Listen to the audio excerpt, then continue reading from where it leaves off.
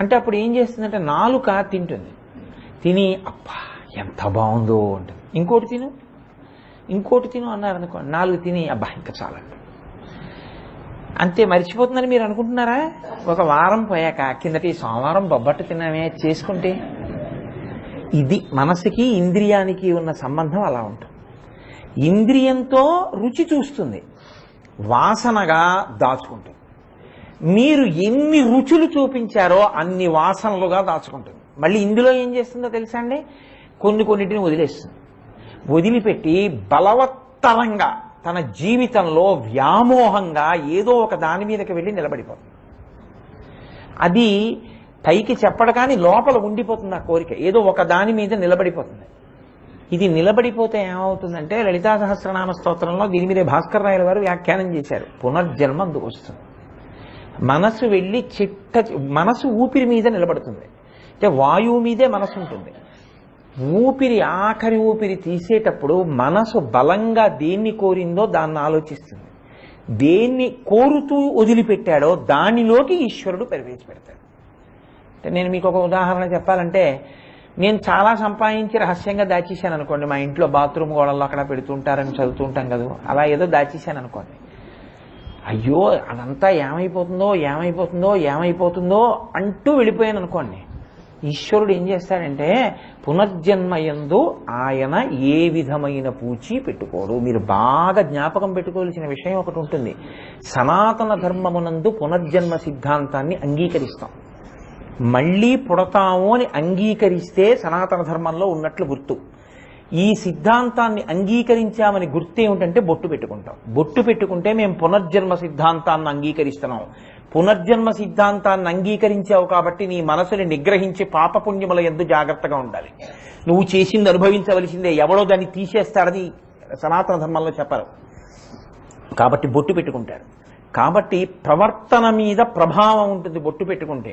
నేను జాగ్రత్తగా ఉండాలి నా ప్రవర్తన అన్న నియంత్రణ ఉంటుంది దాని మీద. ఇప్పుడు ఏమవుతుంది? మీరు చేసినటువంటి పనులు ఏ ఉన్నాయో వాటిని దృష్టిలో పెట్టుకొని ఊపిరి విడిచిపెట్టినప్పుడు పునర్జన్మ వచ్చేస్తుంది. ఈశ్వరుడు తన మీద ఏం పెట్టుకోడు. ఆఖరణ ఇది కోరావా లేదా? కోరాను, వెళ్ళి అందులోకి. ఐశ్వర్యం గురించి కదా బెంగెట్టుకున్నావు, నీ డబ్బుల గురించి కదా తాపత్రయపడ్డావు. డబ్బులు ఎక్కడున్నాయి? బాత్రూమ్ గోడలో వదిలిపెట్టావు.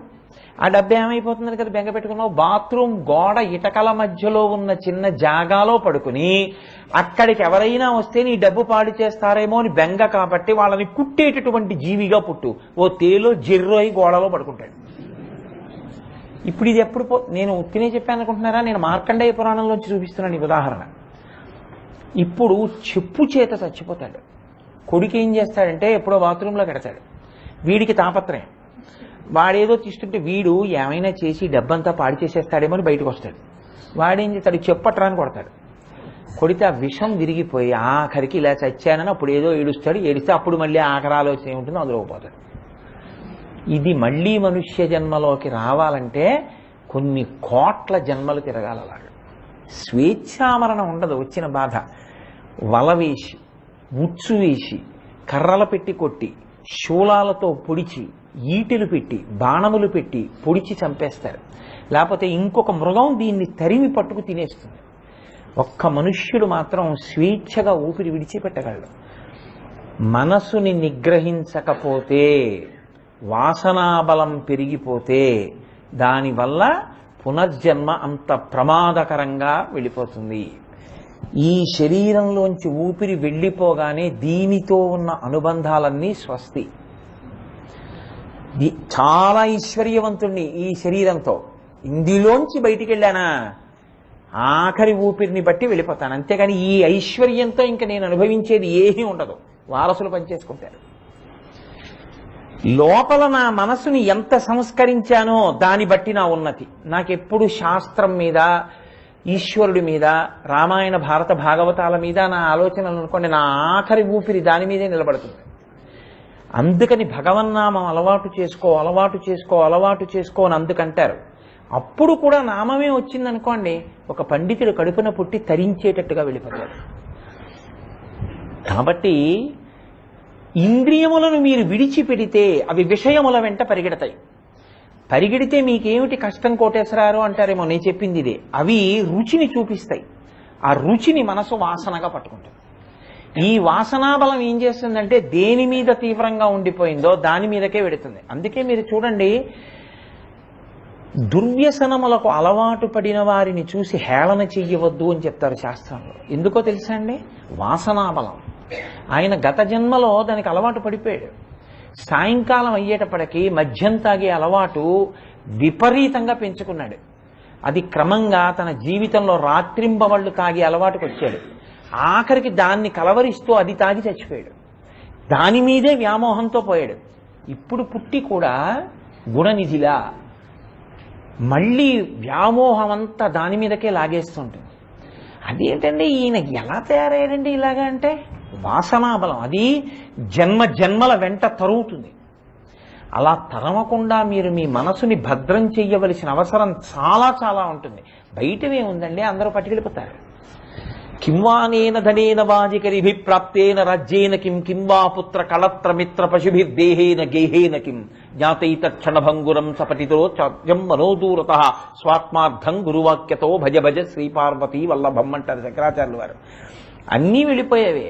రాజ్యాలు, గీజ్యాలు, సంపదలు, ఐశ్వర్యాలు, తెచ్చుకున్న కార్లు, గుర్రాలు, కొడుకులు, కూతుళ్ళు, అల్లుళ్ళు, ఆఖరికి కాయము వీడి జీవుడతి కంపిత తిత్తత నీగుచుండవో నాయనయంచు ఏడ్చు నిజ నందన నందినులైన కాని కందోగిని భస్మముల్ తొలుత దుఃఖమహంబుని సొచ్చు పత్నియున్ కాయము వీడి రారు కథ చేసిన కర్మము పుణ్యము తప్ప శంకర. ఏమొస్తుంది? ఏమి రాదు, ఎవరు రారు. ఒక్కొక్కళ్ళు ఒక్కొక్క చోట ఆగిపోతారు. మీరు చేసింది ఏదో మీ వెంట వచ్చేస్తుంది. కాబట్టి శంకరాచార్యులు వారు అంటున్నారు, వారి రేపాడైపోతున్నాడు రా వీడు, మనుష్య జన్మ ఎత్తి రుచి వాసనకి లొంగిపోతున్నాడు, అనేకమైన రుచుల వైపు వదిలిపెట్టేస్తున్నాడు ఇంద్రియాలని. ఈ వెళ్ళి రుచులు చూస్తున్నాయి, వాసన కింద మనసు పట్టుకుంటోంది. ఎలా వీడిని రక్షించడం? శమయ విషయ మృగతృష్ణాం అంటారు. ఈశ్వరా నాకేమిస్తావో తెలుసా? ఈ విషయముల వెంట పరిగెత్తకుండా నన్ను కాపాడు. ఆయన ఎంత పెద్ద ఆ ఉపమానం తీసుకొచ్చి వేసేశారంటే మృగతృష్ణాం అన్న మాట వాడారు. శంకర భగవత్పాదులు ఒక మాట వాడితే మీరు దాన్ని తీసి ప్రత్యామ్నాయం పెట్టడం కుదరదు. సంస్కృతంలో మృక్ అంటే వెతుకుట అని పేరు. మృక్ అంటే వెతుకుతుంది కాబట్టి మృగము. మృగము అంటే ప్రత్యేకించి సంస్కృతంలో దేన్ని చెప్తారంటే లేడిని చెప్తారు. లేడికి ఒక లక్షణం ఉంటుంది. అది ఏం చేస్తుందంటే దాహం వేస్తే మృగతృష్ణని నమ్ముతుంది. మృగతృష్ణ అంటే తృష్ణ అంటే దాహం. అది దూరంగా ఎక్కడో సూర్యకిరణములు పడి ఇసుక మీద నీరు కదులుతున్నట్టుగా అలలులా కనపడుతుంది, నీటి అలలతో కూడిన సరస్సులా కనపడుతుంది. ఈ మృగం ఏం చేస్తుందంటే తృష్ణ, దాహంతో, తృష్ణ అంటే దాహము అని చెప్పవలసి ఉంటుంది. దాహముతో అది ఏం చేస్తుందంటే ఆ నీరు తాగుదామని దాహంతో పరిగెడుతుంది. పరిగెడితే దాహం ఎక్కువ అవుతుంది కదండి. పరిగెత్తి పరిగెత్తి పరిగెత్తి పరిగెత్తి అక్కడికి వెడుతుంది. అక్కడ ఏముండదు, ఇసుకే ఉంటుంది. మళ్ళీ అక్కడ నిలబడి చూస్తుంది. మళ్ళీ దూరంగా మళ్ళీ సరస్సులా కనపడుతుంది. మళ్ళీ అక్కడి నుంచి మళ్ళీ పరిగెడుతుంది. ఆఖరికి నీళ్లు కనపడక మృగతృష్ణ తిరిగి తిరిగి తిరిగి తిరిగి తన శరీరాన్ని విడిచిపెట్టేస్తుంది. ఆ దాహంతో నాలుక బయట పెట్టి ప్రాణం వదిలేస్తుంది. శమయ విషయ మృగతృష్ణాం. శంకరులు అంటున్నారు, నీ ఇంద్రియములతో నువ్వు అనుభవించిన ఉన్నాయే అవి మృగతృష్ణలలో నీరు తాగటము వంటివి. అవేవీ నీకు శాశ్వతత్వమునిచ్చేవి కావు. నువ్వు చూశానని మురిసిపోయినవి నిన్ను ధరించేవి కావు. నువ్వు విన్నానని మురిసిపోయేవి నిన్ను ధరించేవి కావు. నేను ముట్టుకున్నానన్నవన్నీ నిన్ను ధరించేవి కావు. కాబట్టి వీటి వెంట పరిగెత్తడం, విషయములు అన్న వాటిల్లో మీరు కొంచెం జాగ్రత్తగా చూడండి. ఒకటి తీయండి, అందులో ఉన్నది విషమే. కాబట్టి శమయ విషయ మృగతృష్ణాం.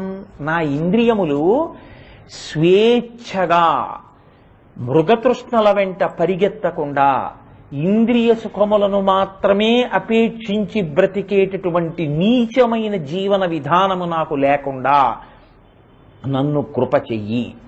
ఇప్పుడు ఏమవుతుంది?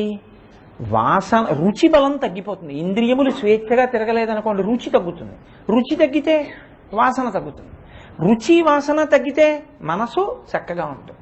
అయితే మీరు నన్ను మాట అడగచ్చు, బాగుందండి మీరు చెప్పేది వినడానికి బాగుంది, మీరు అన్నం తింటున్నారా? తింటున్నాం.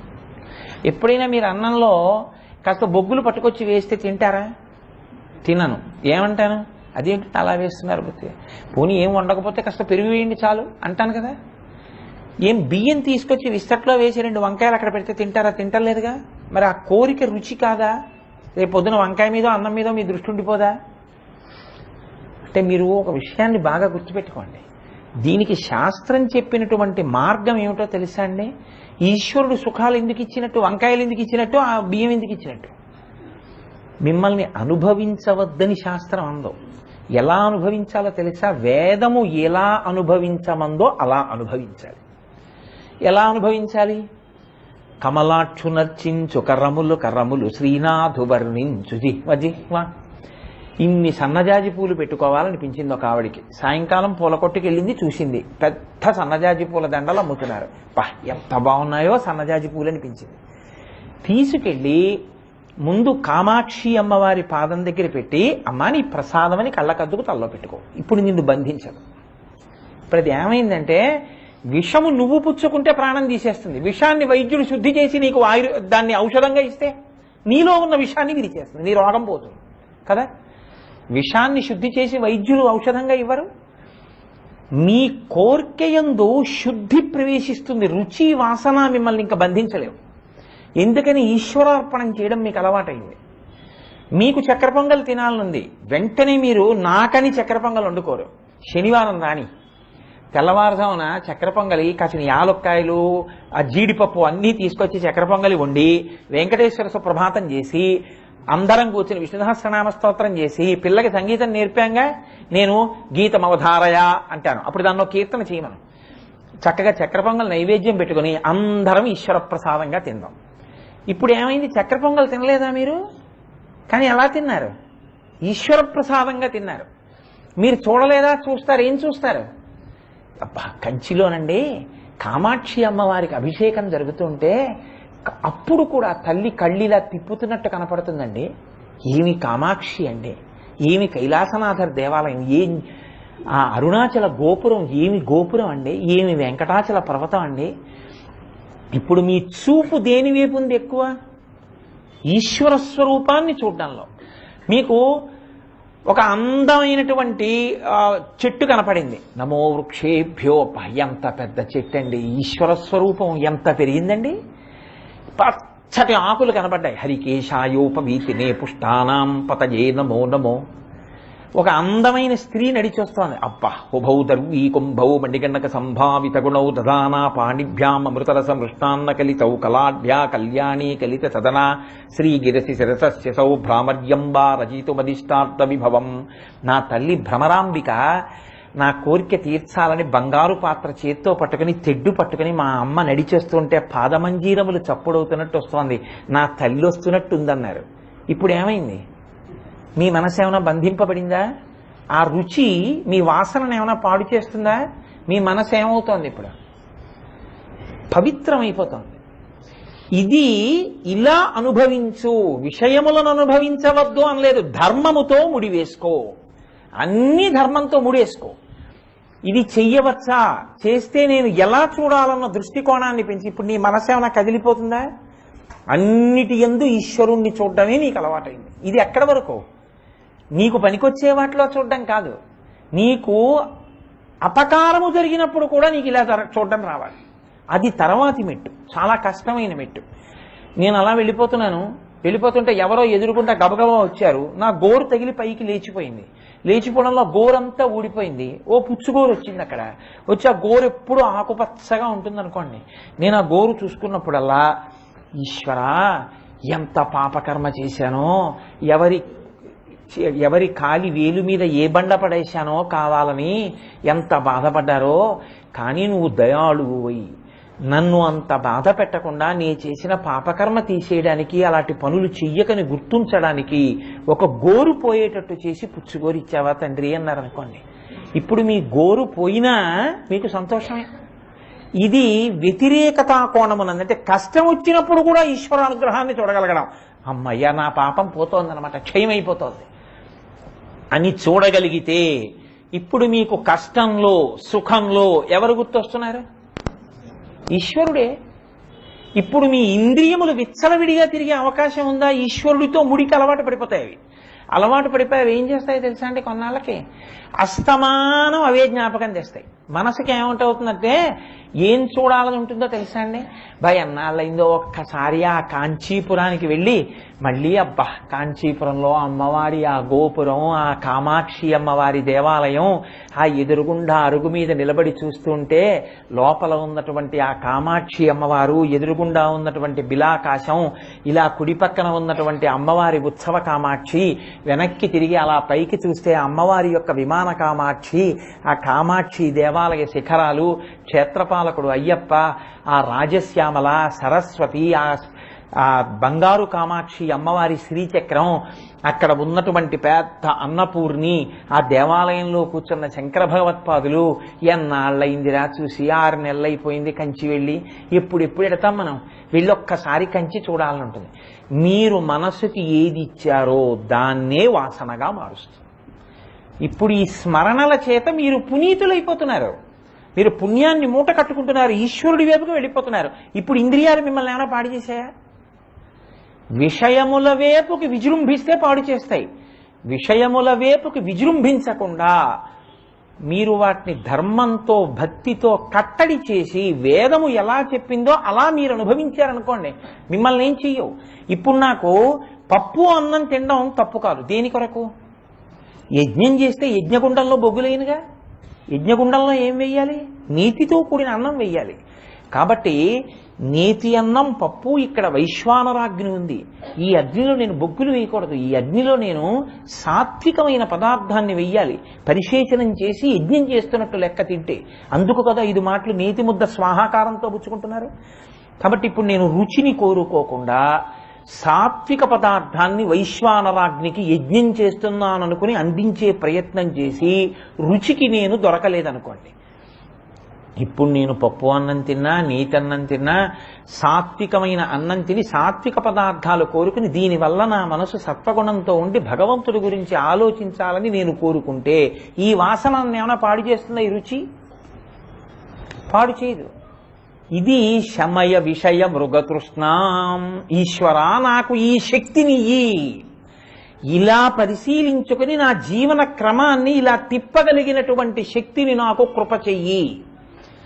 ఎంత పెద్ద మాట అడిగారండి శంకరాచార్యుల వారు. మనందరం ఏది లేక మనుష్య జన్మ వచ్చినా పాడైపోతున్నామో దాన్ని దిద్దుతున్నారు ఆయన.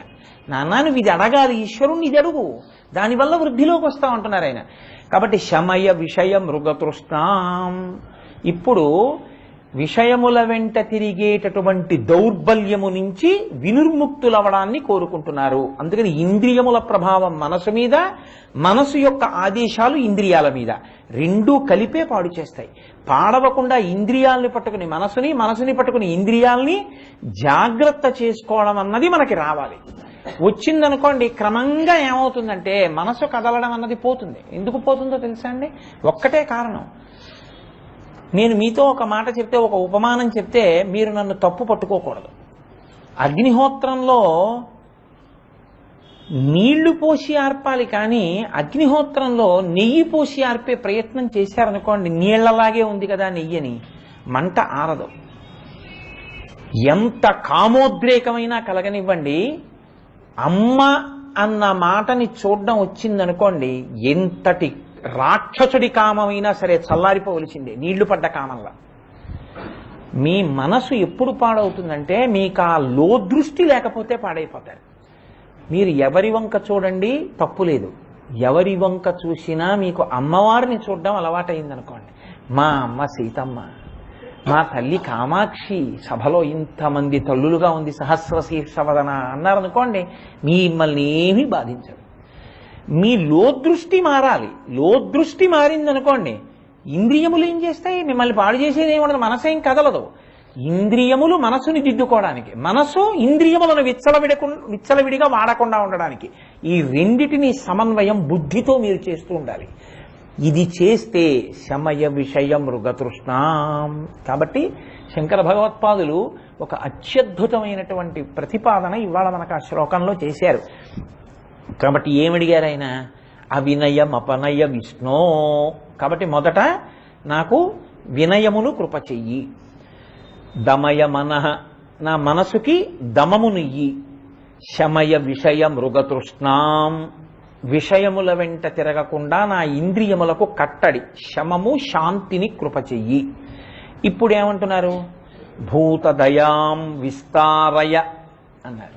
భూతదయాం విస్తారయ, ఆయన మాటలు చాలా గమ్మత్తుగా ఉంటాయి. విస్తారయ అంటే లేకపోవడం కాదు, ఉంది, కానీ అది విస్తరించాలి బాగా అంటున్నారు. ఎందుకనంటే మీరు చూడండి, పులి కూడా పులి పిల్లలకి పాలిస్తుంది, కానీ పులి తన పిల్లలకి పాలిచ్చింది కదా అని ఒక మేక పిల్ల లోపలికి వెళ్ళింది అనుకోండి, పాలిస్తుందా? ఇవ్వదు, తినేస్తుంది. తన పిల్లలకే పాలిస్తుంది. తన పిల్లలకి పాలివ్వడం భూతదయ? కనీసం తినేయకుండా ఉండడం కొంత మంచిది కదా. కానీ ఒకటి మీరు జాగ్రత్తగా గమనించాలి, శాస్త్రంలో ఒక అందమైన మాట ఒకటి చెప్తుంటారు పెద్దలు. అయం నిజ పరోవేతి గణనా లఘుచేతసాం ఉదార చరితానంతూ వసుధైవ కుటుంబకం. నేను మా ఆవిడికి వడ్డాణం చేయించానండి, లోకానికి ఏం ఉపకారం కాదు. నేను మా అబ్బాయిని బీటెక్ చదివించానండి, నీ కర్తవ్యం నువ్వు పూర్తి చేశావు.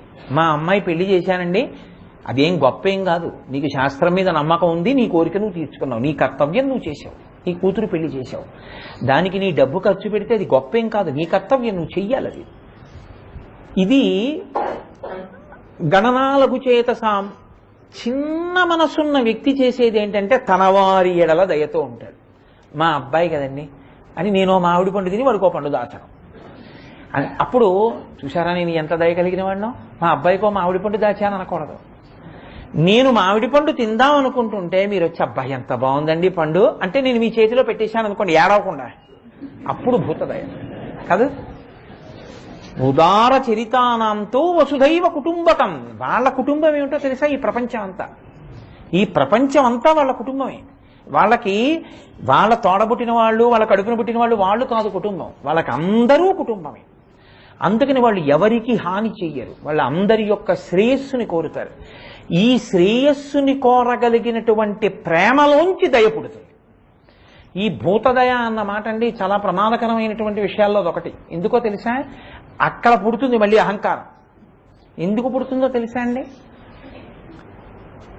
ఆయనకి నేను ఉపకారం చేశానండి అంటాడు.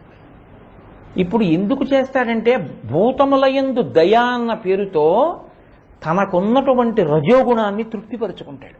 వాడు చేతకానివాడు, వాడు లేనివాడు, నేను ఉన్నవాడిని, నేను ఉన్నవాడిని కాబట్టి వాడు లేనివాడు కాబట్టి వాడికి నేను ఇచ్చానంటాడు. ప్రయోజనం మంచిదే, ఏదో చదివిస్తున్నాడు, లేకపోతే ఏదో కళ్ళకు ఆపరేషన్ చేయించాడు, లేకపోతే ఎవరికో అన్నం పెట్టాడు, మంచిదే. కానీ నేను చేశానంటాడు చూసారా, అది మళ్ళీ రజోగుణం, బంధిస్తుంది. నేనే కళ్ళ ఆపరేషన్లు చేయించానండి అంటాడు. అదొక గొప్ప తృప్తి, అహంకారం తృప్తి పొందుతుంటుంది. లేకపోతే వరదలు వచ్చేయండి, వాళ్ళెవరో ఇల్లు కొట్టుకుపోయారు, పాపం వాళ్ళందరూ ఎక్కడో ఉన్నారు. నువ్వు పట్టుకెళ్ళి వాళ్ళందరికీ వండుకోవడానికి ఏదో తలకో కేజీ బియ్యమును ఒక్కొక్క పాత్ర పంచిపెట్టావు. ఫోటో పేపరు అవసరమా? దానికి పేపర్లో వేయాలా? నీకు దయ ఉంది, అయ్యయ్యో నేను అన్నం తింటున్నాను, పాపం వాళ్ళు అన్నం తినలేదు, వానలో ఉండిపోయారు, కనీసం ఓ గిన్నె ఓ కేజీ బియ్యం ఇద్దాం, ఇచ్చావు, దానికి పేపరు ఫోటో ఎందుకు? అక్కడ వచ్చిందనమాట రజోగుణం. గుళ్ళో మెట్టు కట్టాలి, నీకుందో 1000 రూపాయలు ఇచ్చావు, మెట్టు మీద నీ పేరు ఎందుకు? అందరూ తొక్కడానికే. అక్కడ వచ్చింది రజోగుణం. కాబట్టి దయ అన్న మాటలోకి అహంకారమును తృప్తిపరుచుకోవడం అన్నది రాకుండా చూసుకుంటూ ఉండాలి. భూతదయ అన్నదానికి ముందు ఏది ఉండాలంటే ప్రేమ ఉండాలి. ప్రేమతో చేసినటువంటిది భూతదయ తన అభివృద్ధికి, తను ఈశ్వరుణ్ణి చేరుకోవడానికి మార్గం అవుతుంది. మీరు ఇది చాలా జాగ్రత్తగా పట్టుకోవాల్సి ఉంటుంది. అలా కాని భూతదయ ఉందనుకోండి, అప్పుడు ఏమవుతుందో తెలుసా అండి, అది తనని తాను బంధించుకోవడానికి పనికొస్తుంది. తనని తాను బంధించుకోవడానికి పనికొచ్చేటట్టుగా ఏ పని చేయకూడదు. ఎందుకో తెలుసా అండి, ఒక్కటే మీరు ఏం చేస్తున్నా ఒకటి గుర్తుపెట్టుకోవాలి. మీరు తాడట్టుకొచ్చి నా చుట్టూ ఎడంవైపు నుంచి ఇలా తిప్పేశారు, ఏం చేశారు? నన్ను కట్టేశారు కదా. ఇప్పుడు కాసేపు ఆగొచ్చి దాన్ని కుడి చేతి పక్కకి తిప్పేశారు, ఏం చేశారు? కట్టిప్పేశారు. కాసేపు ఆగొచ్చి మళ్ళీ కుడి చేతి పక్క నుంచి తిప్పేశారు, ఏం చేశారు? కట్టేశారు. ఇందాక కుడి చేతి పక్క కడితే తిప్పితే విప్పాను కదండి, ఇప్పుడు కుడి చేతి పక్కే తిప్పుతున్నానని తిప్పితే కట్టేశారు. ఇప్పుడు మళ్ళీ ఎడం చేతి పక్కకి తిప్పితే విప్పేశారు. మీకు కట్టు విప్పు రావాలి. మీరు చేసేది ఎందుకు చేస్తున్నారన్నది మీకు తెలిసి ఉండాలి. అది మీరు చూడలేదనుకోండి, మనసు ఏం చేస్తుందో తెలుసా అండి, మళ్ళీ అక్కడికి తీసుకొచ్చి రజోగుణాన్ని పెడుతుంది. చూసావా నువ్వు ఎంతవాడివో, వాళ్ళందరికీ పాత్రలు ఇచ్చావు, వాళ్ళందరికీ అన్నం పెట్టావు. చూసావా నా ఫోటో వచ్చింది పేపర్లో అన్నం పెడుతున్నట్టు, కొంచెం యువతల పక్క ఇది ఇవ్వాల్సింది. వాడి ఎందుకు పక్కన 1000 రూపాయలు ఇచ్చాడు, 10,000 ఇచ్చాను, వాడి ఫోటో నా ఫోటో కూడానా అంటాడు. అయిపోయిందా? అది రాకుండా ఉండాలంటే ఏంటి, దిక్కుమాలి ఫోటో ఎందుకు, ఎప్పుడు వేయమన్నాడు వీడిని? అన్నం పెడితే ఫోటో వేస్తారా? తప్పు కదూ అని మీరు అనగలిగారు అనుకోండి. వాడికి ప్రేమతో పెట్టాను నేను, ప్రేమతో పెడితే ఫోటో ఎందుకు అని మీరు అన్నారనుకోండి, అది భూతదయ. భూతదయ అంటే సమస్త ప్రాణులను ప్రేమించగలిగినటువంటి లక్షణం. ఆ ప్రేమించగలిగినటువంటి లక్షణము వస్తే దానిలోంచి దయ పుడుతుంది. ప్రేమ లేని దయ పుట్టే అవకాశం ఉండదు. ప్రేమ లేకుండా చేసే పనులు ఎందుకు పనికొస్తాయంటే రజోగుణ సంపర్కానికి పనికొస్తాయి. ప్రేమ ఏం లేదు, వీడి అహంకారం తృప్తి పొందడానికి వాడికి ఏదో ఉపకారం చేస్తాడు అంతే తప్ప ఇంకొకలా చేయడు. మీరు చూడండి, కొంతమంది బనీన్లు ఇస్తుంటారు. ఆ బనీన్ల వెనక ఫలానా వారు మరణించినప్పుడు వారి పుత్రుడు ఫలానా వారిచే బహూకరింపబడిందో దానం చేయబడి ఓ గ్లాస్ ఇస్తాడు, దాని చుట్టూ ఉంటుంది ఏమో రాసి, ఫలానా వారు చచ్చిపోతే 11వ రోజున ఈ గ్లాస్ ఇవ్వబడిందని. ఎందుకది అంటే ఆ గ్లాస్ ఉన్నన్నాళ్ళు అది కూడా ఉండాలని. అది ఉండకపోతే మీ నాన్నగారు తృప్తి పొందరేంటి? అంత చిత్ర విచిత్రమైనటువంటి స్థితిలో ఉంటాయి. అలా ఉండకూడదు. భూతములను ప్రేమించడము వలన దయ ఉండాలి. ప్రేమించడం ఎందుకు ప్రేమించాలి? ఒక్క కారణానికే ప్రేమించాలి. ఎందుకో తెలుసా అండి, ఈశ్వరుడండి అందులో ఉన్నదని ప్రేమించాలి. అక్కడ మళ్ళీ ముడిపడదు. ఏమండి, నేను తింటే నాలో ఉన్నటువంటి ఏ ఈశ్వరుడు తృప్తి పొందుతున్నాడో వారు తిన్నా ఆ ఈశ్వరుడే తృప్తి పొందుతాడు. అందుకని నేను ఒక్కడిని తినేయడం కాదు, నేను తిని వారికి లేదు కాబట్టి వారికి కూడా పెడితే వారిలో ఉన్న ఈశ్వరుడు కూడా తృప్తి పొందుతాడు. అందుకని ఇస్తున్నానని ఇవ్వాలి. అందుకే బలిచక్రవర్తి దానం చేస్తే విప్రాయ ప్రకట వ్రతాయ భవతే విష్ణు స్వరూపాయతే తత్ ప్రామాణ్య విధే తిపాదస్య ధరణిం దాస్యామి అంచున్ క్రియాక్షిప్రుండై ధనుజేశ్వరుండు వడుగున్ శేషాచి పూజించి బ్రహ్మప్రీతం మనిధారబోస భువనం ఆశ్చర్యము పొందగా అన్నారు పాపయ్య గారు. అందుకే సనాతన ధర్మంలో మీరు ఒక గమ్మత్తు గమనించి ఉంటారు. దానం చెయ్యడానికి పుచ్చుకునేవాడు ఉండాలి. పుచ్చుకున్నవాడు ఇచ్చిన వాడికి నమస్కారం చేస్తాడా? ఇచ్చినవాడు పుచ్చుకున్నవాడికి నమస్కారం చేస్తాడా? మీరు లౌకికంగా ఆలోచించండి. ఆయన ఎవరికో అన్నం లేదు, అయితే ఆయన ఎవరికో బట్టలు లేవు, ఆయనకి నేను జత బట్టలు ఇచ్చాను. ఇప్పుడు బట్టలు పుచ్చుకున్న ఆయన ఇచ్చిన ఆయనకి నమస్కారం చేయాలా? ఇచ్చిన ఆయన పుచ్చుకున్న ఆయనకి నమస్కారం చేయాలా? లౌకికంగా చెప్పండి నాకు, నేను వైదికంగా అడగట్లేదు మిమ్మల్ని. ఉపకారం పొందినవాడు కదండి నమస్కారం చేయాలి. బట్టలు పుచ్చుకున్నవాడు బట్టలు ఇచ్చిన వాడికి నమస్కారం చేయాలి. కానీ మనం ఏం చేస్తాం? బట్టలు ఇచ్చి మనమే ఆయన కాళ్ళకి నమస్కారం చేస్తాం. ఎందుకు నమస్కారం చేస్తాం? నీకు కాదయా ఇచ్చింది, నీలో ఉన్నటువంటి విష్ణుస్వరూపానికి స్థితం. భవతే విష్ణుస్వరూపాయతే. ఈశ్వర, నా దగ్గర ఈనాడు ఈ పంచి నువ్వు గ్రహించావు కాబట్టి దాన్ని పుణ్యంగా మార్చావు. ఇక్కడ నా ద్రవ్యం పుణ్యంగా మారింది. పుణ్యంగా మారింది కాబట్టి ఈ జీవుడికి వచ్చే జన్మలో కట్టుకోవడానికి బట్ట ఇస్తావు నువ్వు, దీన్ని అడ్డు పెట్టి. అలా నువ్వు ఆయనలో విష్ణువుగా పుచ్చుకోకపోతే వస్త్రదానం చేసిన పుణ్యం నాకెక్కడిది? ఉత్తర జన్మలలో మళ్ళీ నేను బట్ట కట్టుకోవడానికి నలుగురికి పెట్టడానికి నాకు పుణ్యం ఏది? కాబట్టి నాకు ఈ పుణ్యం కట్టబెట్టినవాడు ప్రతిగ్రహీతగా ఉన్నాడు. ఆ ప్రతిగ్రహీతగా నిలబడి పుచ్చుకున్న విష్ణువా నీకు నమస్కారం. ఈశ్వరుణ్ణి చూసి నమస్కరిస్తాం. అందుకే సనాతన ధర్మంలో పుచ్చుకున్నవాడు ఇచ్చిన వాడికి నమస్కారం చెయ్యడు, ఇచ్చినవాడే పుచ్చుకున్నవాడికి నమస్కారం చేస్తాడు. కారణం ఏమంటే ఇదే. మీకు ఈ సంస్కృతి, ఈ ఔదార్యం మిగిలిన చోట్ల కనపడదు. అందుకే భారతదేశంలో దాన ధర్మాలు చేయడానికి సంఘాలు ఉంటావు. దానం చేయడానికి సంఘాలు పెట్టడం ఈ దేశానికి తెలియని విషయం. నాకు ఎక్కడైనా పురాణంలో చూపించండి. ఉచిత నేత్ర చికిత్సలు చేయించుట కొరకు ఒక సంఘము స్థాపింపబడినది అని ఏ రామరాజ్యంలోనో ఎక్కడో ఒక శ్లోకం నాకు చూపించండి. ఉండదు. ఎందుకు ఉండదో తెలుసా అండి? నా కుండలి, నా మకుటి, నా స్రగ్వి, నాల్పభోగవాన్, నా హస్తాభరణో, నానులిప్తాంగో, నాణ్య విద్యతే. అక్కడ ఉన్న వాళ్ళందరూ ఎవరికి వాడే దానం చేసుకుంటారంతే. ఊళ్ళోకి ఎవరో వచ్చారు, అయ్యా మీరు ఈ ఊరికి అతిథిగా వచ్చారు, రండి మా ఇంట్లో భోజనం చేయండి అంటారు. ఆయన ఎవరికో కష్టం వచ్చి దీని దగ్గర ఉంది, ఈయన పట్టుకెళ్ళి ఆయనకి ఇస్తాడు.